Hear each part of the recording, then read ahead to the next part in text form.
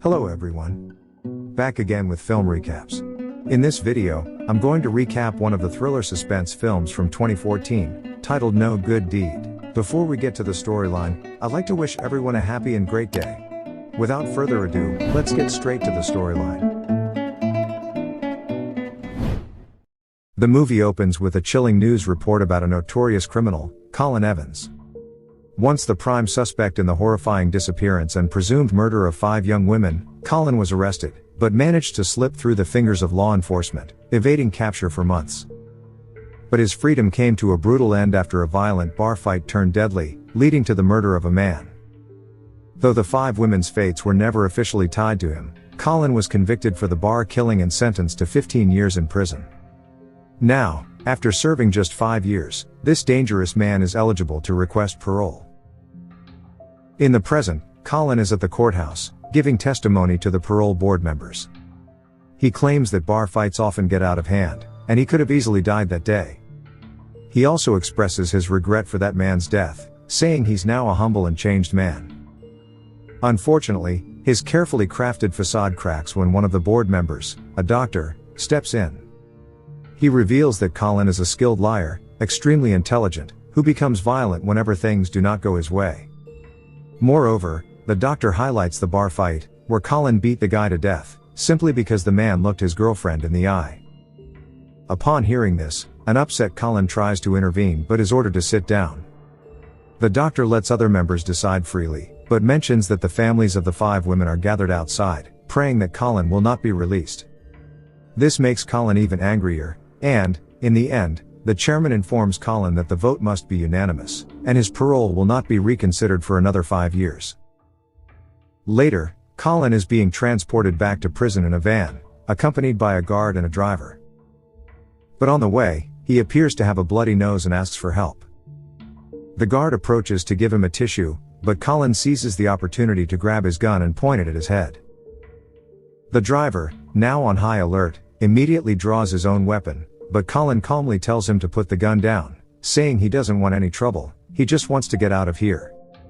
Hearing this, the terrified driver complies and sets the gun down. But unfortunately,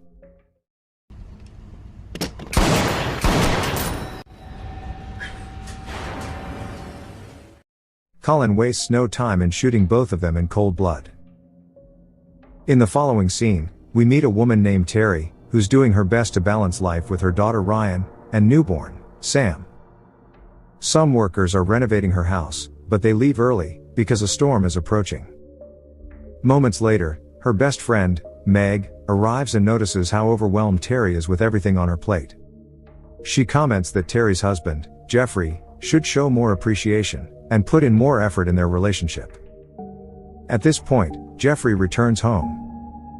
Terry informs Meg that Jeffrey is leaving for the night, as he's going on a golf trip with his dad. This gives Meg an idea. She suggests having a girls' night and getting drunk, to which Terry immediately agrees. After Meg leaves, Terry hugs her husband, but he feels disgusted by the breast milk on her clothes.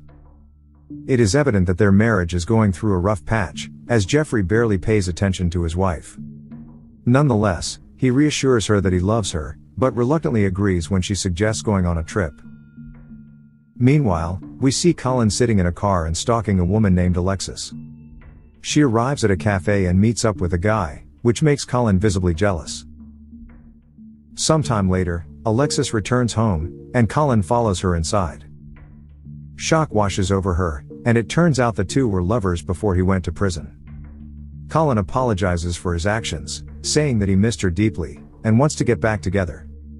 He suggests that they make fake passports and run away to get married. Alexis is visibly terrified, but she agrees, fearing what he might do if she refuses. Just then, a sudden buzz from her phone shifts the tension. Colin asks if it's from her boyfriend, which she denies. But then he starts reading a note he found in the house that says, "Didn't want to wake you up because you look so beautiful when you sleep." Alexis apologizes, and admits she tried to wait for him but couldn't. Furious, Colin takes out a stack of letters he found, ones he had sent her from jail but never received a response to. Fearing for her life, Alexis grabs her phone and rushes upstairs, with Colin hot on her heels. She enters her bedroom and frantically tries to call the cops, but Colin catches up and throws the phone away. He starts accusing her of dating other people while he was locked away in prison. Finally, an overwhelmed Alexis yells that she has been with other men, and slept right in this bed. This makes Colin erupt with anger, and her voice begins ringing in his head. Colin then apologizes, expressing how much he missed her. But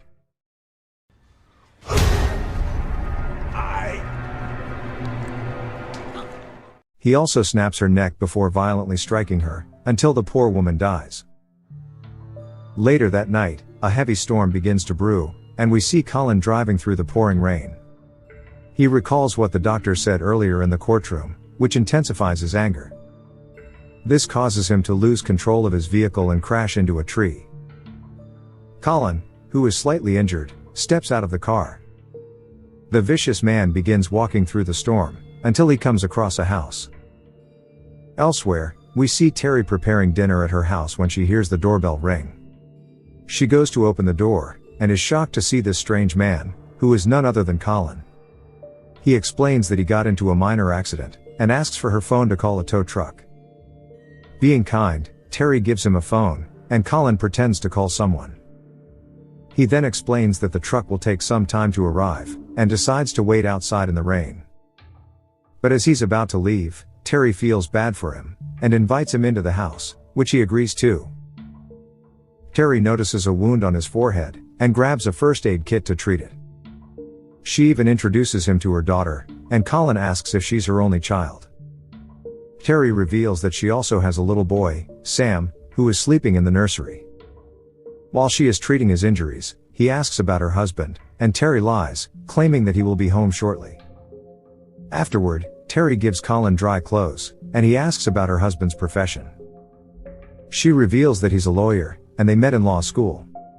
She also mentions that she used to be a prosecutor in the homicide division, but she left after becoming a mother. Later, when Terry asks about his relationship status, Colin reflects on the moment he killed Alexis. He then responds that he used to have a fiancée, but she cheated on him. Terry feels sorry for him, and says that marriage isn't that great either. She reveals how she used to be strong and powerful, but now her husband sees her differently.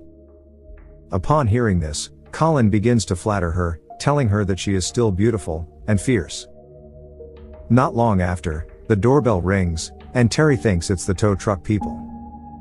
But it turns out to be Meg, who has shown up for their girls' night, almost forgot about it. Terry introduces her to Colin, and explains his situation, and he is now waiting for the tow truck. An excited Meg then takes out the wine she brought and suggests they can all share it. Of course, Meg thinks Colin is good looking, and she casually asks Colin where he lives, so he mentions a street called River Road. Meg reveals that she's a realtor, and knows almost everyone in that area. She also asks for his exact address, which makes Colin visibly nervous. But then suddenly, a broken branch crashes through the kitchen window, distracting them away from the conversation. After Colin patches up the window, the three settle in, and begin drinking wine. Meg, growing bolder with each sip, starts flirting with Colin. He watches her closely, and suddenly asks if she's the type who avoids settling down. But she casually replies that she'll only commit if she meets the right person. The two women then begin telling the story of how they met, during which Colin zones out, and recalls how he killed Alexis. Soon after, Terry rushes upstairs to soothe her crying baby, while Meg and Colin slip into the garage and start smoking.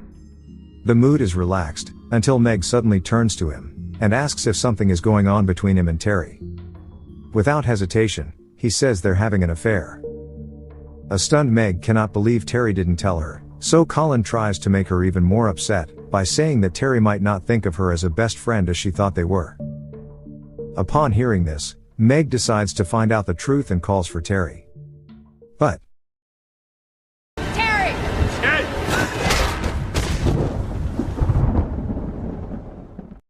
Colin suddenly attacks her with a shovel and silences her forever. Not long after, when Terry comes downstairs, Colin tells her that Meg didn't want to stay and just left. A surprised Terry wonders if her friend was upset, and decides to call her. But then, her eyes land on Meg's umbrella, which is still at the house. A cold dread creeps up her spine, but she forces herself to stay calm. Terry then heads to the kitchen to call the cops, but to her disbelief, the landline isn't working. Turns out Colin has unplugged all the wires. Even worse, she notices that he has taken all the knives. At this moment, all the lights in the house suddenly go out.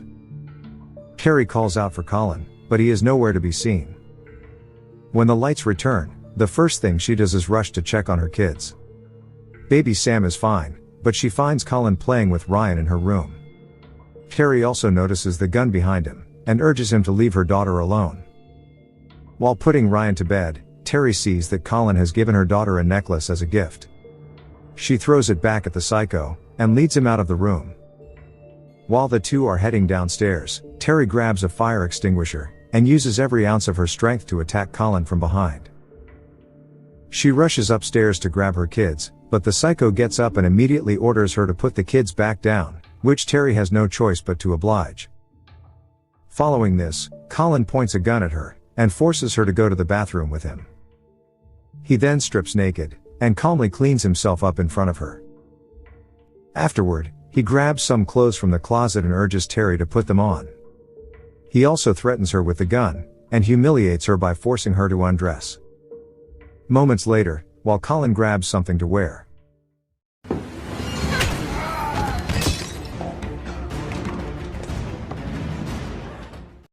Terry locks herself in a room where, thankfully, a telephone is working. She frantically calls 911 and reports the entire situation to them. But the psycho soon breaks inside, leaving a desperate Terry with no choice but to grab a nearby knife and slash his abdomen before running away. Despite being wounded, Colin follows her and eventually corners her in the kitchen downstairs. Here Terry reveals that she's already called the cops, and it's over for him. She pleads with him to leave before they arrive, so no one has to suffer anymore. But the madman has another insane idea in mind. He orders her to grab the kids, so they can all leave together. With no other option, Terry obliges and rushes to get her kids. As they reach the garage, she comes across a harrowing sight, Meg's lifeless body lying there. Despite this, Terry holds back her emotions, and gets in her car, which she begins driving under Colin's instructions.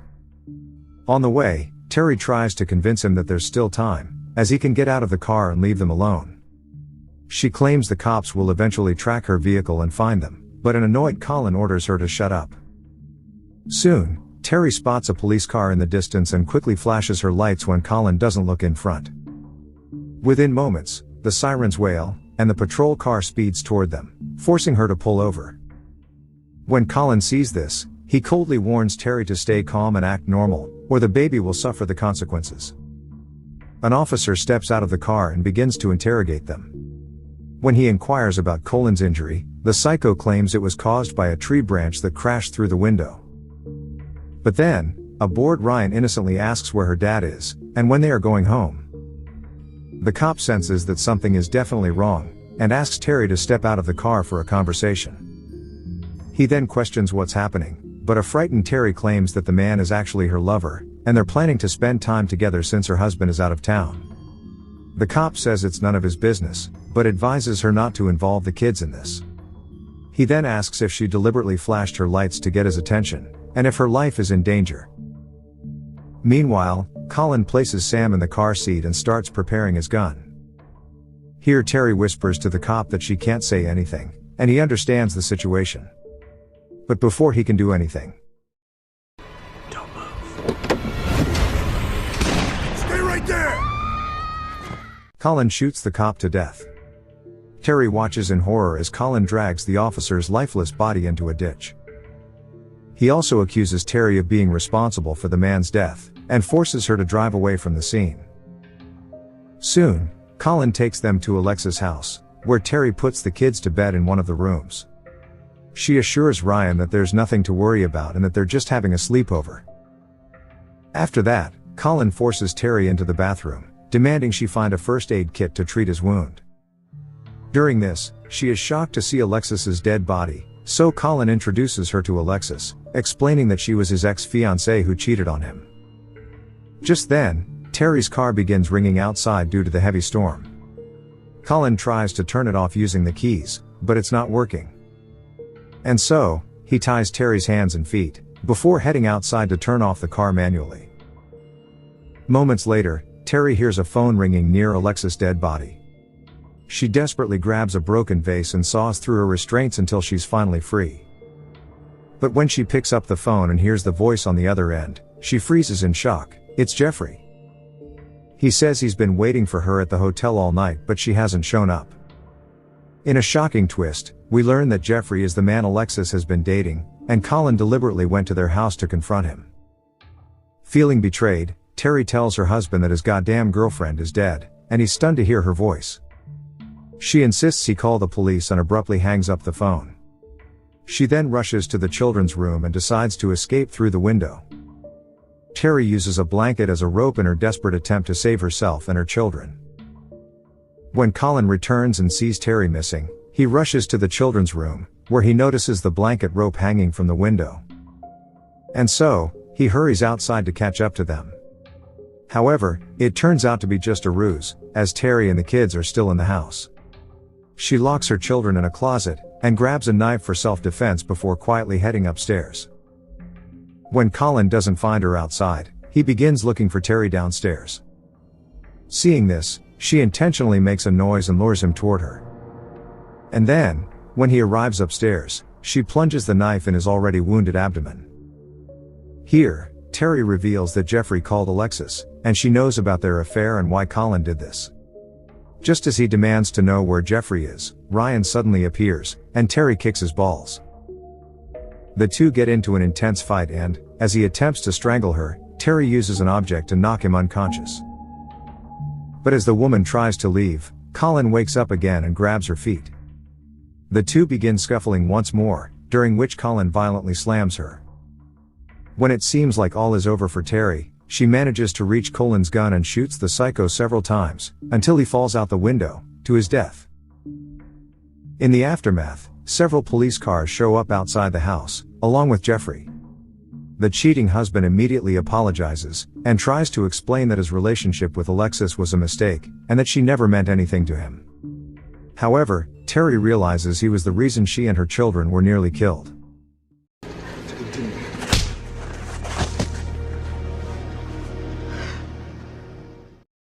The poor woman then walks away, finally ending their marriage for good. In the final scene, some time has passed, Terry and the kids are moving into a new house. Just then, a nanny bearing a resemblance to Meg arrives to take the kids to the park. We see that Terry has finally regained control of her life, and is returning to her profession, reclaiming her strength and independence.